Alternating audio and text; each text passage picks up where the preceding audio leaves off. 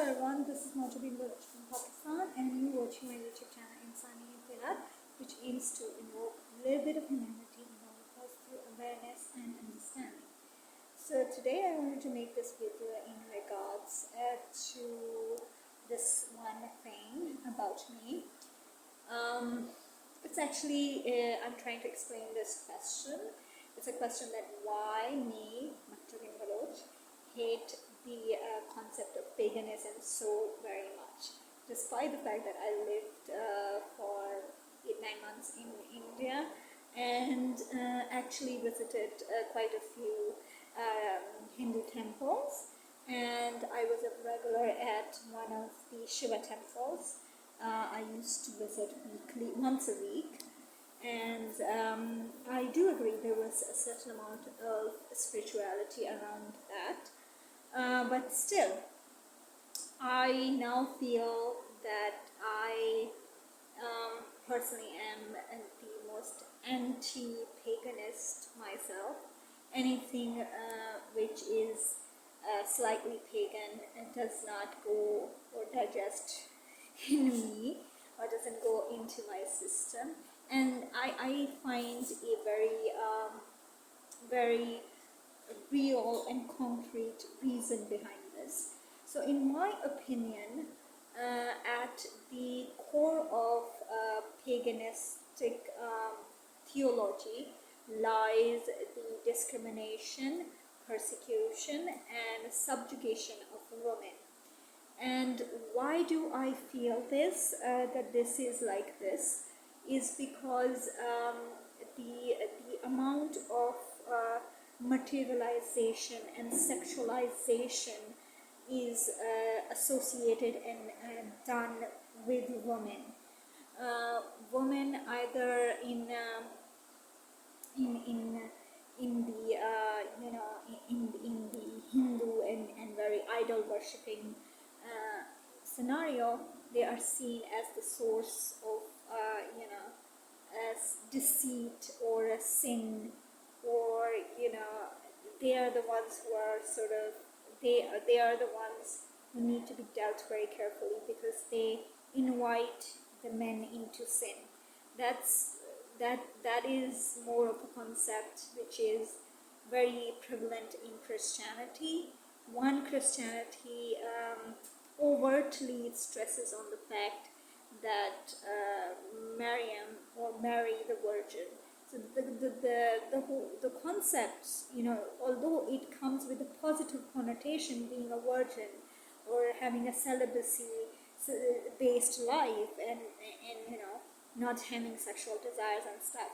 Even in that, there is one extreme of this spectrum where we're saying Mary the Virgin, the virginity, or cherishing this whole concept of virginity, and that being a virgin is a litmus paper, so to speak, of righteousness and piousness.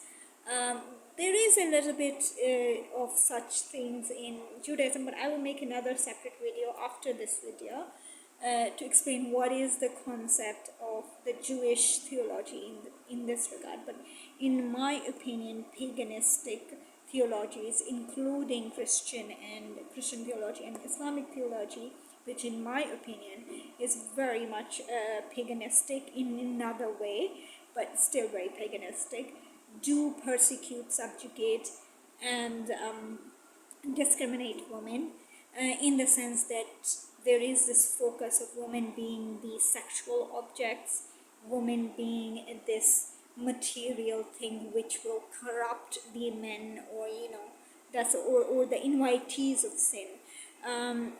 We see it in the Hindu theology when Vishnu Bhagwan came into the avatar of Mohini, who was a very beautiful and sensual woman, and Shiva sort of literally raped Vishnu in the avatar or in the form of Mohini. And then the depiction of the idols is very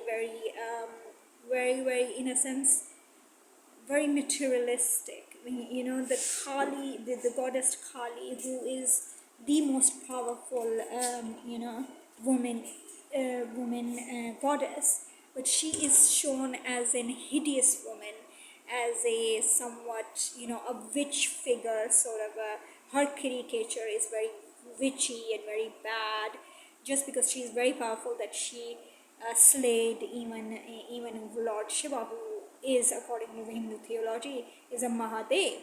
So women being empowered and women being also powerful is not very appreciated, or so if the Hindus or Hindu theologians say no, but we have men as gods and women as goddesses, but then you have to see the depiction, how the women goddess are depicted. Here is a god of destruction. He is Shiva, and his console is Parvati, who is the goddess of love. So literally you're saying this all nice, lovely, all pious, good woman who is a goddess of love. That means she loves the god of destruction. The same pagan concept is in regards to god Ares, who is the god of war and chaos and destruction, who falls in love, or who is loved by Aphrodite, who is the goddess of love, seduction, and sensuality. So this whole thing that even Dr. Jordan Peterson talks about it, that there is this guy who is evil, bad, and there is this pious woman, young woman, pious, who is full of love and lovey-dovey. She has to sort of cleanse that. So a woman is, on one hand, in the pagan theology, she is the source of evil. She is an invitee of evilness in terms of sexual or intimate or seductive things, and at the same time she is the one who has to transform the most destructive and ruthless wacko kind of people into this calm and nice, and transform. She is the one who's going to transform this person, whether it's god of war and chaos Ares, or Shiva, Mahadev. So that was the depiction. And then another form of materialistic depiction of women goddesses is women being a Lakshmi. So if a woman is responsible for the luck and money in the form of goddess of Lakshmi, that means if a man is married to another woman and he gets sort of any financial losses, he will associate it with his wife, because it's because of her, that sort of concept. So a woman has to be auspicious enough to bring money and material goods, and if there is no success and there is poverty in the house, a woman is responsible for that. So in a way that she is very materialistically seen, not as someone who is part of a partnership, whether intimate partnership or the way life goes on. Then another form of depiction of the woman goddess is Saraswati, who is the god of music and intellect and poetry and all sorts of things. And then again, it's with her, she was so beautifully created by Brahma that Brahma actually got infatuated with her, and she is actually a console of Brahma. But then Shiva gets offended that how can Brahma have his own he can fall for his own creation, who is just like a daughter to him. So this is something, the whole concept in the paganistic society is that woman has to look beautiful, have to be, this pious and virgin and all that. And despite the fact that they're also responsible for all the material things. So, all the good things come into a man's life because of a woman, and all the bad things also come from a woman. So basically men have no responsibility, and they can be evil, they can do whatever, but the blame and the source is based on women, which in my opinion is discrimination, persecution, and subjugation, and nothing else. So that's why I do hate these paganistic concept. Mind you, I include in this concept the Islamic and Christian theology as well, because the 72 virgin, again, even if you talk about virginity as a litmus paper of being pious, then you're thinking sexually. You're not going beyond the concept of vaginas and testicles and penises. I mean, you're still stuck there, and you say, okay, if a woman is pious, she has to be virgin.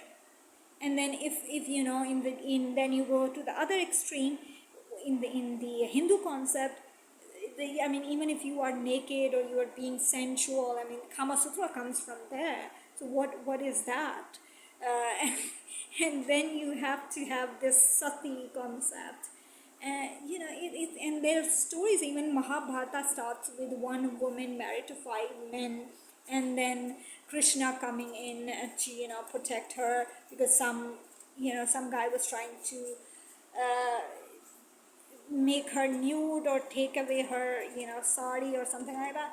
So there is a lot of sexualization, there is a lot of materialization of women being yes, I do admit that when I was discussing the Jewish theology, there is this sense that women have to deal with the material stuff in the worldly world, and men have to connect themselves to the spiritual realm, and that's why there are different misworks.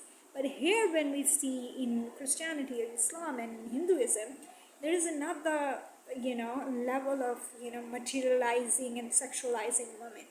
So that is why I am anti-paganist.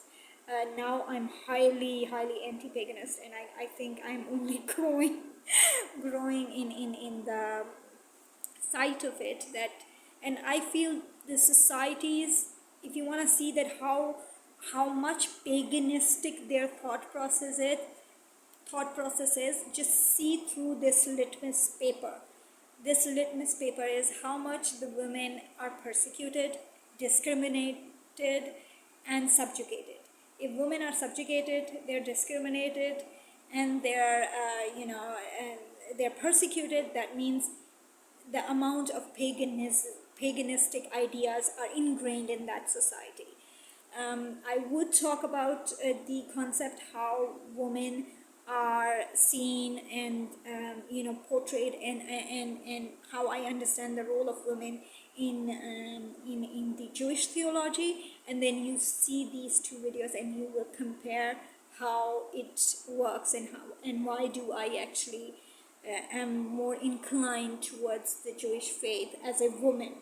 And I feel that if I have to say, and it won't be an unfair comment or unfair saying of mine, that Judaism is the only religion in the whole world which is more feminist than any other religion. And unfortunately, there are some misconceptions in Judaism in a way that, and I see it because Jews have lived with many and different kinds of paganist communities than Christian rulers or Christian communities. Under their rule, the Jewish people have seen a lot of persecution and subjugation, and then under Islamic rule as well. So most of the things which we see as women discriminatory, or we see that okay, Judaism has certain amount of women being subjugated and discriminated. I think many of those things either are misunderstood, or they are influenced from the paganist religions, largely by the Christian and Muslims, because these are the two religions who have persecuted, subjugated the Jewish communities the most, but also the pagan communities have also influenced Jewish people. But if we do understand the Jewish theology in more depth and with a spiritual understanding. I find it very, very feminist, but I don't see it as a feminine, but I think Judaism is more masculine and feminine, and it creates a certain amount of balance between the two genders and their psychologies, and how they can properly take advantage of who they are. For instance, I feel much more of an proud, and proud is a very negative connotated, you know negative connotation word, but I feel much more comfortable in being in my gender, that is woman. I feel that doing the women related mitzvot in Judaism are much more they strengthen my womanhood, they strengthen my feminism. So I will talk about that in the next video. In my opinion, paganism, I especially don't like paganism because of the fact that it subjugates, it persecutes, and it discriminates women. So as a woman, at least, I am highly, highly anti-paganist. So thank you very much. I hope this video is informative to whoever is watching. Thank you very much. Thank you.